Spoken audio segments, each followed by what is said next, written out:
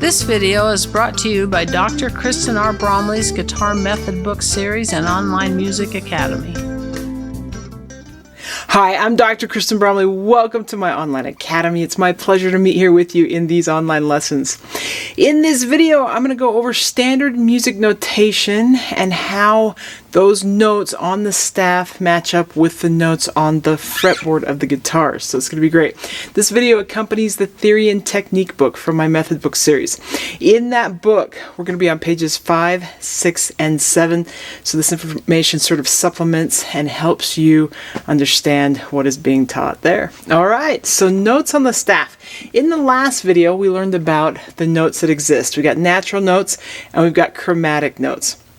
Well, the way it works with standard music notation is we have a staff. It's got 5 lines. You can see an example there on page 5. We've got 5 lines of our staff. With the staff, each line and each space represent a natural pitch. So, to know which pitch those lines and spaces represent, we have a clef sign. With the guitar, we read music in treble clef or G clef. So I have a treble clef up here. There on page 5, you'll see the other types of clefs that we run into with music notation. But we use the G clef or the treble clef. The reason we use this one is because it puts the majority of our range of notes mostly on the staff. And that's how it works with the different instruments that are played and the different clefs that they tend to read in.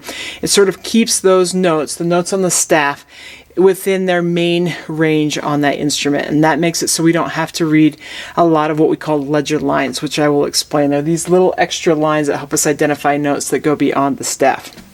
So with the treble clef, and you'll see this written out there at the bottom of the page 5, we've got each one of these lines and each one of these spaces representing a natural pitch. With the treble clef staff, we start down under the D. D for down under the staff. So the space right below those 5 lines is a D. And then it just goes in that alphabetical order. So our natural musical alphabet, we could say. So D, the next line is going to be E, the next space is F, the next line is G. We start over once we get to G with A again, as we learned in the last video. So that next space is an A, the next line is a B, the next space is C, the next line a D, the next space an E, the next line an F, the next space a G. We're really just that space above the staff. And of course it can continue in both directions. So we use ledger lines, or little extra lines that we throw in to help identify those. So you can see that here, and you've got some great examples over on page 6 in the book, even more examples. But I've got that first little ledger line there above the staff is going to be an A pitch, because that top space, or the space that sits right above that staff, is a G. So then above that first line is a B, up 2 ledger lines above the staff is a C, and so on and so forth. It would just continue to go in that alphabetical order. Of course, we descend in reverse order down under the staff, so that first ledger line below the staff is a C, since C comes before D, and then just before that ledger line is a B, since B comes before C, and then 2 ledger lines down is an A, that comes before B, and so on and so forth. So that's how we extend the notes that go beyond the staff. With actual music notation, you're going to have a note shape that sits on one of these lines or spaces. So you're going to see with the examples there just this open oval. In the next video, we're going to talk about rhythms. So different shapes of notes with the different parts that can go with those shapes, stems and flags and so on, give us a different rhythmic value. So it tells us how long we're going to hold the music for, or that note for, in standard music notation. So we're going to learn about that in the next video. In this video, we're just taking a look at the notation as far as where the notes are located. So that's how that works. Now, if you want to know about the other clef signs and what notes are represented by those lines, then you can see a little help there at the bottom of page 6 for how to do that. But since guitar typically reads, I should say typically, sometimes I am borrowing and reading music notation that are in other clefs, but usually when it's written for guitar, it's written in treble clefs. So we're just going to look at the treble clef here. So that's how the natural notes work. And I know what you're thinking, how do we know what about those chromatic notes? How do we know where those are? I don't see any lines or spaces that represent those. So those are represented by sharp and flat signs, or a natural sign. So we've got that over here on this side of the board. The pound sign represents sharp. It looks like a pound or a hashtag type sign. That is a sharp sign. And then a lowercase b, that's kind of what it looks like, is a flat sign. And then this one here is a natural sign. Natural sign returns a sharp or flat sign, a flatted note to the natural pitch in A, B, C, D, E, F, or G. So the way these work is they sit next to the note just off to the left side. So down here on the staff, you can see a sharp sign sitting next to that oval that is on that G line. So that'd be a G pitch with that sharp sign sitting next to it. We're playing G sharp. Or there in the middle line, which is a B line, so B pitch there with that flat next to it, we got B flat. Next we see though the natural sign, which means instead of playing B flat that we're going to play a B natural. So that's how that works. Now with sharps and flats, you can also have something called a key signature, where the sharp or flat sign will show up just after that clef sign, and that tells us, in this case it's sitting on the top F line there, that any F note doesn't have to just be the one in that range. It could be a lower one, it could be a higher one, doesn't matter. Any F note is actually going to be played as F sharp, and that's going to occur without that sharp sign sitting next to it. So in the key signature, we'll see what's happening through all of the music without actually having to have them appear every time. In this case, this is a time where you might see a lot of natural signs, because if a natural sign is sitting next to an F note in the music, it's telling us, oh, instead of what's happening in the key signature with that F sharp, we're actually just going to play F natural. So that's how that works with these, and then those would be drawn on the staff. Now, there are some tricks to helping you remember these pitches. You saw that when I went over it, I demonstrated it just in that alphabetical order, and that's one way to find them. But another way that works really well is just to use acronyms or little things that help you see where the pitches are. So the spaces, this is kind of cool. The spaces on the staff spell the word face. F-A-C-E. And so that can help you remember the spaces, F-A-C-E. That can be a way to identify them. And then the lines, there's a great acronym that's been used for years and years. Every good boy deserves fudge. Girls deserve fudge too, but that's the way the acronym works. Every good boy deserves fudge. That's one. There's some others that are out there as well, but you can even come up with some of your own. That can be a way to help memorize those. Now, I'm sure you're wondering, how do we match up the notes on the staff with where they're located on the guitar? And there's a really great diagram there on page 7 for you that does that. Shows exactly where these are. Down here on the board, I have a little help as we take a look at this. So these are the open strings on the guitar. So starting here on the low 6th string, we have this E that sits just below 3 ledger lines below the staff. And then A, which sits 2 ledger lines below the staff.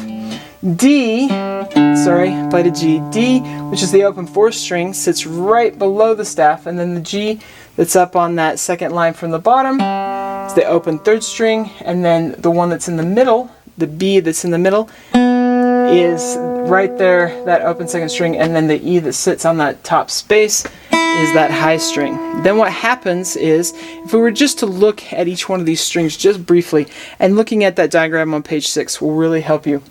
Page 7 will really help you. But you got this open E string, and then our natural note, the next one is going to be F, which sits just up on that next ledger line. So we're going to go in alphabetical order. We have that F there at the 1st fret of the 6th string. Then the G that sits just below 2 ledger lines below the staff is at the 3rd fret.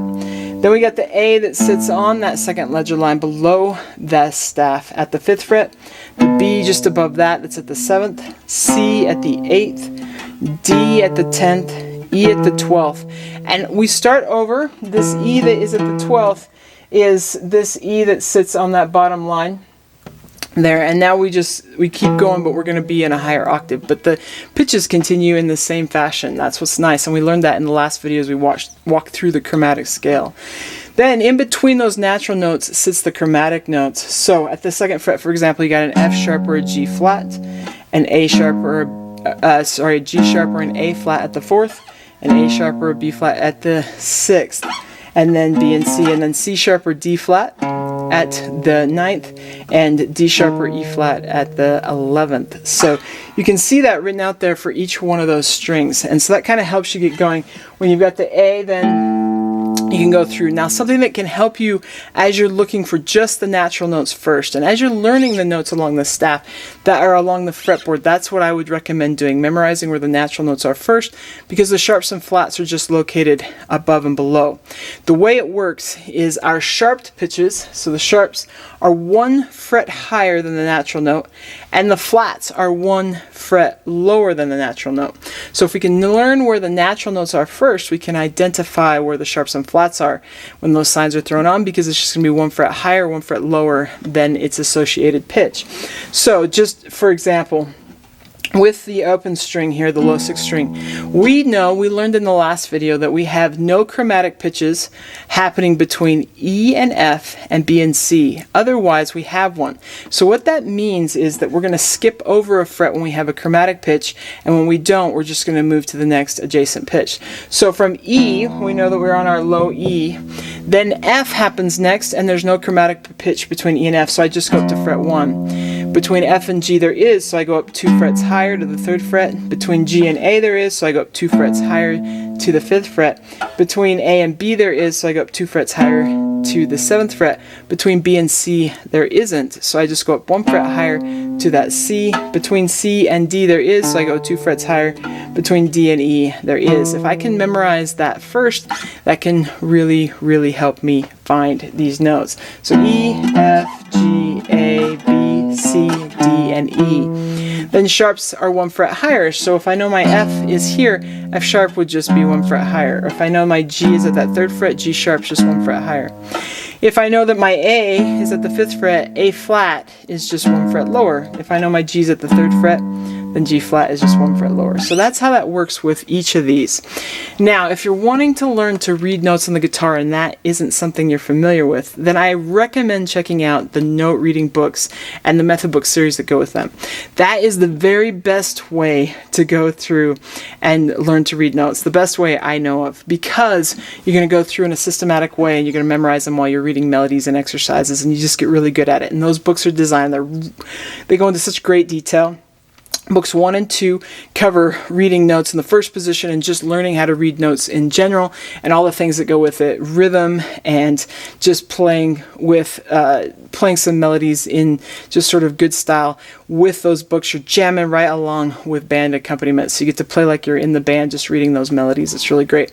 Then book 3 covers how to read all across the fretboard, and again, super extensive, uses a scale system that gets you inside of it. So really, if you want to get good with reading notes, that's the place to go. But right here is an introduction. We'll be learning so many scales and so many things that helps to know the fretboard and how this works. Of course, throughout the entire theory and technique book, we've got things written out in description with music notation. So it's important to at least know the pitches on the notated staff so that you can recognize how things are working in music. So we go over it here. All right, it's going to be great. In the next video, we're going to take a look at rhythm and how rhythmic pitches, how rhythmic notes are written out with our actual notated notes. So the pitches that we hear, how they're written with the rhythmic size. Our shape of the actual note head here. Call this a note head, the shape of the note head. And then there can be things attached to the note head that help us know how long to hold a pitch.